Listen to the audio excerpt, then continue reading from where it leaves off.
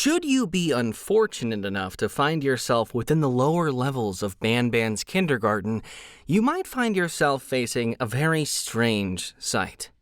An underground kingdom lit by the colorful hues of the giant mushrooms that populate the area.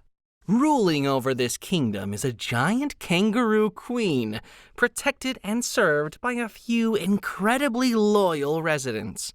And among these residents is one that has gone through so many changes during development, and also perhaps one of Garten of Banban's most iconic characters. The name of that resident is 𝒉𝒐𝒘'𝒔. Or at least that's what the game files may lead you to believe. No. The name of this resident is bittergiggle. Or at least that's what he was originally going to be called before his name was changed for one last time to, drumroll please, bittergiggle. The Garten of Banban cast each have their own detailed story and personality, and that's what makes Garten of Banban unique. Join me on the 4th episode of the Banban Chronicles, narrated by me, Ty Coker, the voice actor of the character that the episode revolves around, bittergiggle. A series where we dedicate each episode to discussing the history and secrets of a member of the Garten of Banban cast.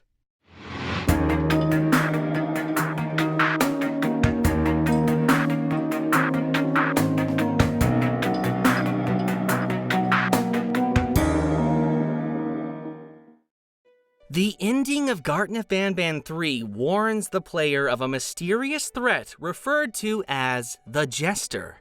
And while not seen physically in the game, a collectible journal named the Smudged Poster depicts a strange figure never seen before in any of the games, which at the time many correctly theorized is this Jester that we are cautiously told not to let find us. This was the introduction to what would later become a major character in the franchise.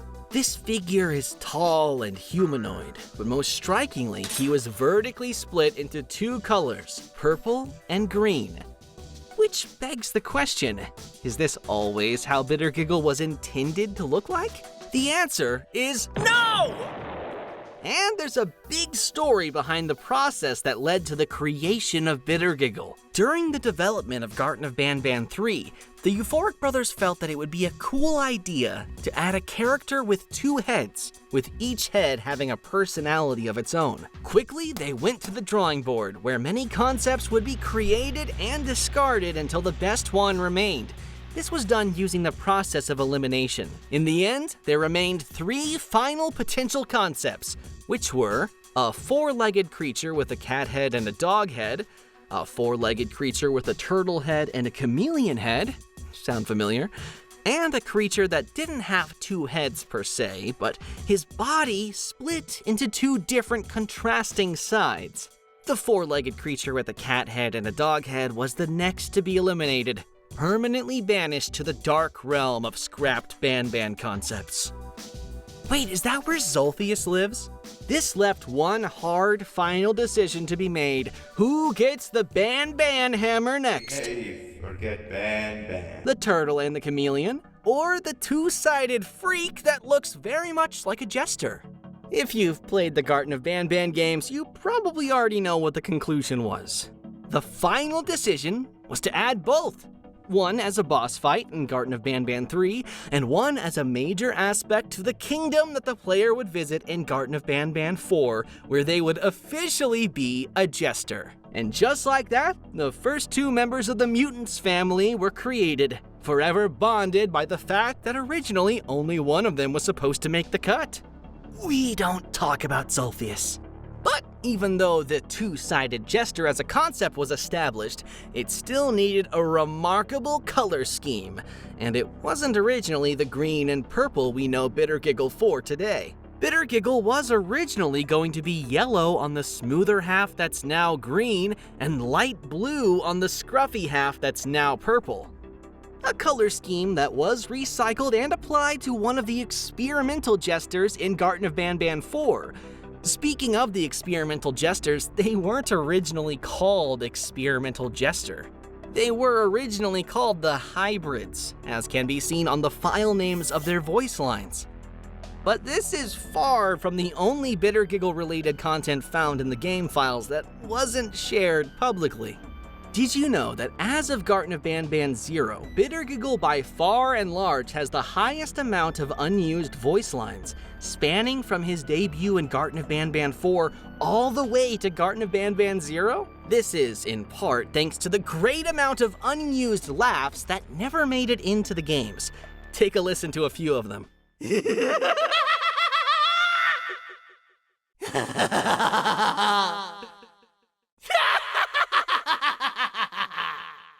I remember back recording for Garten of Banban 4, I was workshopping the laugh, not 100% sure what the brothers wanted, so I gave them a huge variety of tones to pick from. Surprisingly, they ended up going with the higher pitched laughs that are closer to how I laugh naturally, so that's fun. In terms of actual voice lines where words are spoken, bittergiggle doesn't fall short either. In Garten of Banban 6, bittergiggle has 2 unused voice lines. Take a listen. Let's go! This is our only chance! Let's do this! I'll fix the levers down here, you cover me from up there! In Garten of Banban 7, during the rooftop chase sequence with the notified bittergiggle, he was originally meant to intermittently scream random jokes that make absolutely no sense. Take a listen. What did the sheep say? A car! What do you call a leaf that sneezes? This had to be scrapped because it would have been difficult to listen to bittergiggle as you were running away from him, so instead it was replaced entirely with crazed laughs. 2 of these crazed laughs also ended up being unused. Take a listen.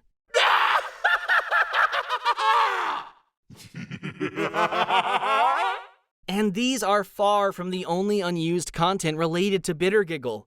As with most other characters, bittergiggle too remains part of many unused scripts and sequences, once again spanning from Garten of Banban 4 all the way to Garten of Banban 0. During the climax of Garten of Banban 4, the player witnesses bittergiggle achieve his goal of making Queen Bouncelia laugh, but not before his massive pet Kittysaurus and a mutated little beak engage in an intense fight. This all takes place within the Queen's throne room. But what if I told you that this entire sequence was originally going to be very different from what it ended up being? Normally, the player gets trapped by bittergiggle, escapes, and returns to the kingdom to find Sheriff Toadster has been knocked out and that bittergiggle and Kittysaurus have infiltrated the throne room. And chaos ensues from there. In the original version of the script, the player would return to the kingdom after escaping bittergiggle's entrapment to find the entire kingdom in shambles. Glancing upwards, the player would see Sheriff Toadster and Little Beak hiding on an elevated platform, warning the player that bittergiggle and his army have made their way into the kingdom. This army that they mentioned would have consisted of both Kittysaurus and Kamataki and Tamataki, instead of just Kittysaurus as it is in the final version. Bittergiggle, Kittysaurus, and Kamataki and Tamataki would then notice the player, the sheriff, and Little Beak, and Kamataki and Tamataki would shoot their projectiles at Little Beak, causing the poor bird to, once again, fall into the Givanium barrel. It would then emerge as the mutated Little Beak, and would engage in a similar fight with both Kamataki and Tamataki and Kittysaurus. The Queen would then exit her throne room to check out the loud noise, only for bittergiggle to climb on a higher platform, jump on her back, and scream his joke into her ear, causing her to laugh. You would then escape with Sheriff Toadster, leaving the chaos behind. This version of the script had to be altered because it felt too messy. Let us know in the comments below which version of the ending of Garten of Banban 4 you think was cooler. At a certain point in Garten of Banban 6, you are tasked with protecting bittergiggle from the naughty ones from a high platform as he tries to fix the office door from a lower and darker part of the area. But what if I told you that this minigame was originally going to be completely different? The main threat of this sequence was originally not the naughty ones at all.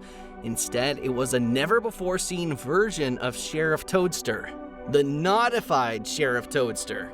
From the safety of the upper, more lit area, you would control a light that would keep bittergiggle safe as long as he stays within it as he navigated below. Except the notified sheriff would eagerly wait for bittergiggle to stray too far from the light and snatch him, and then snatch you.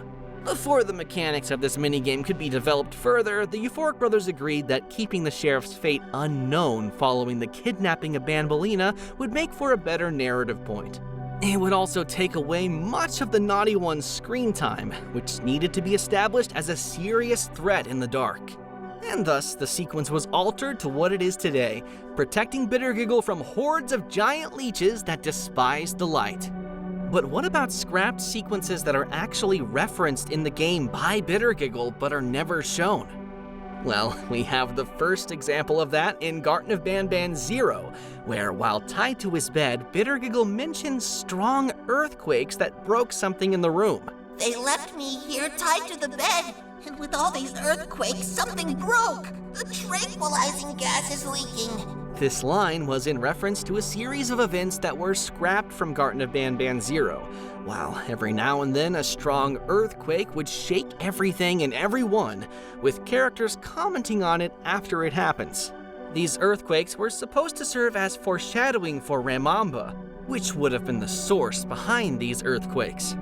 However, since Ramamba was already contained in a cell, it would have been a little hard to believe that they can cause earthquakes that strong from that cell, so ultimately the earthquakes were scrapped altogether, leaving behind this little reference as an homage to what could have been. I'm actually recording this episode before Garten of Banban 0 dropped, so this is actually the first that I've learned that the earthquakes had to be cut. So that's exciting. But wait, bear with me while I feed this hungry snake. Stay tuned for the next episode of the Banban Chronicles, where the secrets and history of another character will be revealed. Comment down below which character you want to learn more about next, and keep on Banbanning!